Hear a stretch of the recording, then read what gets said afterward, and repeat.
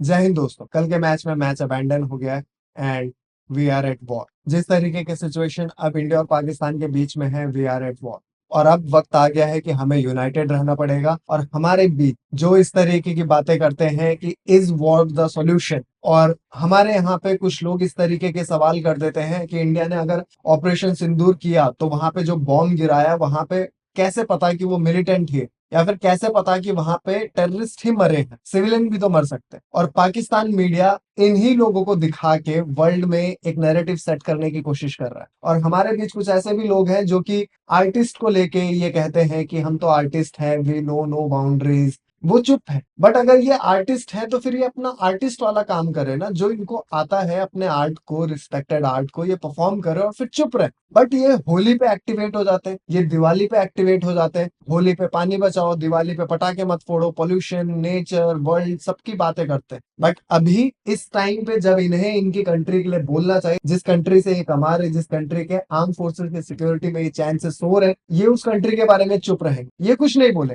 ये world level पे जाके पाकिस्तानियों के साथ परफॉर्म करेंगे। ये इंडिया में आके इंडियन गवर्नमेंट को ये हिदायत देके जाएंगे कि मुझे बेटर इंफ्रास्ट्रक्चर चाहिए, बेटर वैल्यूज चाहिए शो के लिए, अदरवाइज मैं शो नहीं करूंगा। मत कर, तुझे मतलब इन लोगों को ही कमाने की पड़ी है, मत करो शो। और कमाल की बात यह है कि इन लोगों के मुंह से एक बार भी पहलगाम को लेके कंडेम नहीं निकला, एक बार भी इन लोगों के मुंह से ऑपरेशन सिंदूर को लेके आर्म फोर्सेस को कॉन्ग्रेचुलेट करे, या फिर एक स्टोरी पोस्ट करे, या फिर एक पोस्ट करे, वो नहीं हुआ। सबने मुंह चुप कर रखा है। और वहीं पे सेम टाइम पे पाकिस्तान के सोशल मीडिया इन्फ्लुएंसर्स जो कि इंडिया में आके काम कर रहे हैं, फवाद खान हो गया, माहिरा खान हो गई, ये लोग अपनी स्टोरीज में पोस्ट कर रहे हैं कि इंडिया ने कावर्डली हरकत की है, रात में बच्चों को और औरतों को मार के गए। और इंडिया को इसराइल से भी ये लोग कंपेयर कर रहे हैं। और दोनों कंट्रीज के बीच में एक सिमिलैरिटी है कि इनका जो दुश्मन है उनके अंदर बिल्कुल मोरालिटी नहीं है। ये मारते वक्त ये नहीं देखेंगे कि बच्चे को मार रहे हैं, बुढ़े को मार रहे हैं, इंसान को मार रहे हैं, जानवर को मार रहे हैं, ये कुछ नहीं देखेंगे। लेकिन जब इनको मारने के लिए वो कंट्री अटैक करेगी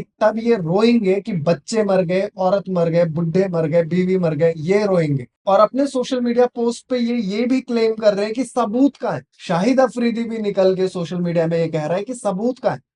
शाहिद अफरीदी का सगा कजन, इंडियन आर्मी ने इसके सगे कजन को मारा था, वो एक टेररिस्ट था, वो बंदा भी सबूत मांग रहा है। माहिरा खान और फवाद खान ये सबूत मांग रहे हैं। पाकिस्तानी ऑफिशियल्स, इनके गवर्नमेंट ने, उनके सोशल मीडिया हैंडल ने ये कहा है कि मसूद अजहर जो कि कांदार हाईजैक में जिसको इंडिया को छोड़ना पड़ा था, वो उसका मॉस्क था, उसकी वहां फैमिली मरी। एक टेररिस्ट जो कि इंडिया में कई सारी फैमिलीज को मार चुका है और आगे भी वो ये अटेम्प्ट करेगा, उसकी फैमिली मरने पे वहां पे बच्चों का शोक मना रहे, बूढ़ी औरतों का शोक मना रहे। अब क्या मैं इस चीज को सपोर्ट करता हूँ कि बच्चे मर जाए या बूढ़ी औरतें मर जाए? नहीं। लेकिन हम कब तक सहेंगे? हमारी कंट्री के लोग कब तक ये चीज सहेंगे? यहाँ पे कब तक मासूम लोगों की जान जाएगी? 2001 में पार्लियामेंट अटैक, 2008 में 26/11, उसके बाद पुलवामा, उरी, ऐसे कई कई अटैक्स हैं। कश्मीर में तो न जाने कितने अटैक्स हुए। हम कब तक ये चीज सहेंगे? कभी ना कभी हमें फुल फ्लेज वॉर करनी पड़ेगी। और पाकिस्तान का इतिहास जो रहा है, पाकिस्तान एक तो पैदा हुआ है ना 14 जनवरी 1947 को शायद से, तो पाकिस्तान ने अपने अब तक की जिंदगी में 4 लड़ाई लड़ी। किससे लड़ी? हमसे लड़ी। और चारों हारे हैं। उसके बावजूद इनको ऐसा लगता है कि ये हमसे लड़ सकते हैं। इनकी हरकतें बिल्कुल बाज नहीं आती। और ये वर्ल्ड मीडिया में जाके ये कह रहे हैं कि हम तो कह रहे हैं कि हमें बुलाओ, एक जॉइंट इन्वेस्टिगेशन करते हैं, ट्रांसपेरेंसी रखते हैं। पर क्या 2001 में नहीं रखा था? 2008 में नहीं रखा था जब 26/11 हुआ था? 2001 में पार्लियामेंट हुआ था, फिर उरी, पुलवामा, क्या हमने रखा नहीं था? हमने बुलाया था, बकायदा इनको बुलाया था, बकायदा इनको प्रूफ दिया था, कसाब इनके वहां का था। और अभी रिसेंटली हम तहवूर राना को लेके आए यूके से, वो खुद भी पाकिस्तानी है, और ये कह रहे हैं कि पोस्ट 9/11 ये वर्ल्ड और टेररिज्म के बीच में एक वॉल बन के खड़े हैं। और ये फ्रंट लाइन वॉरियर्स हैं जिन्होंने 90,000 लोग गवा दिए टेररिज्म से लड़ते हुए। पोस्ट 9/11 ओसामा बिन लादेन इनके वहां पे मिला है ये, और ये कह रहे हैं कि हम टेररिज्म के अगेंस्ट फ्रंटलाइन वॉरियर है। कैसे? और हमारे यहाँ जब फलस्तीन और इसराइल वाला वो इंसिडेंट हो रहा था, जब वो वॉर चल रही थी जो कि अब शायद खत्म है, तब यहाँ पे फ्री फलस्तीन, गाजा वगैरह वगैरह, इतनी स्टोरीज मैंने देखी है, इतने पोस्ट मैंने देखे, इतने रील्स मैंने देखे। और आज वही लोग जो कि ह्यूमैनिटी के मतलब ऐसे वो बने हुए थे, क्या बोलते हैं, मसीहा या फिर उनके, या फिर ह्यूमैनिटी के रिप्रेजेंटेटिव बने हुए थे, वो चुप है। उनके मुंह में अब कोई जबान नहीं है। वो अब सोशल मीडिया कहाँ चलाते हैं, वो उनके पास टाइम नहीं है, सोशल मीडिया पे ज्यादा वो आते नहीं है ना। पैलेस्तीन के सगे थे, लेकिन खुद इंडिया में इंडियन लोग मर रहे हैं, और अब इंडियन आर्मी जब रेसिप्रोकेट कर रही है, तब इनके तरफ से वो सपोर्ट नहीं है। अब इनको यही नहीं समझ में आ रहा कि सही क्या है गलत क्या है, इन्हें क्या करना चाहिए। और आज के इस वीडियो को आप चाहे लाइक करें ना करें, सब्सक्राइब करें ना करें, ये मुझे ऐसा लगा कि ये मेरी ड्यूटी है। जब पाकिस्तान के सॉफ्ट पावर वर्ल्ड में अपनी बात को रख रहे, तो मेरी जितनी भी रीच हो, मुझे ये चीज रखना चाहिए कि हम टेररिस्ट के अगेंस्ट लड़ रहे हैं। हमने ये वॉर स्टार्ट नहीं की, बट खत्म हम करेंगे, अपने टर्म्स पे करेंगे, और घर पे घुस के मारेंगे, दौड़ा के मारेंगे। और एक और कमाल की बात है कि टर्की में जब अर्थक्वेक आया था, 2018 में आया था या 2022 में आया था, I am not sure, but उस टाइम पे इंडिया सबसे पहली कंट्री थी जिसने टर्की को एड पहुंचाया था, अर्थक्वेक एड पहुंचाया था। तब वहां के लोगों ने इंडिया को थैंक यू बोला था, इंडिया को मसीहा बताया था। और आज इस क्रूशियल टाइम में, इस वॉर के टाइम पे टर्की पाकिस्तान के साथ खड़ा है। हमें हमारे अलाइज को पहचानना पड़ेगा, और टर्की जैसे गद्दार देशों को दूर रखने की जरूरत। वहां पे लोग मरते हैं, मरने दो, ह्यूमैनिटी दिखाने की जरूरत नहीं है। हम हर किसी के सगे नहीं हो सकते। और अब ये जो इंडिया पाकिस्तान क्रिकेट का नाटक है ना, ये बंद करने की जरूरत है। और अगर मैं आप लोगों को बताऊं कि बाकी वर्ल्ड किस तरीके से ऑपरेट करते हैं, 1980 में मॉस्को में ओलंपिक्स हो रहा था, यूएस ने जाने से मना कर दिया, बॉयकॉट किया था पूरी कंट्री ने। फिर 1984 में यूएस में ओलंपिक हो रहा था, मॉस्को ने जाने से मना कर दिया था, रशिया ने बॉयकॉट किया था पूरी तरीके से। क्या एक वर्ल्ड कप, एक चैंपियंस ट्रॉफी मतलब इंडिया से बड़ा है? क्या हम बॉयकॉट नहीं कर सकते? हमें हमेशा हमारी कंट्री को चीजें बैन करनी होगी, तब हम उन्हें देखना बंद करेंगे।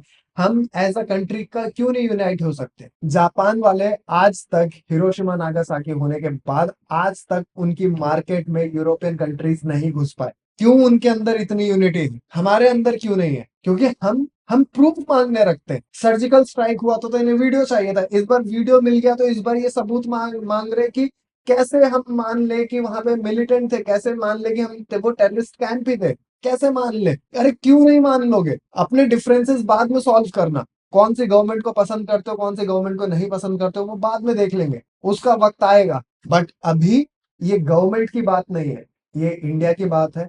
और ये जो इंफॉर्मेशन जिसको बिलीव करने के लिए बोल रहे हैं ना, ये कोई पॉलिटिकल पार्टी के लोग नहीं है, ये हमारे आर्म फोर्सेस के जवान है।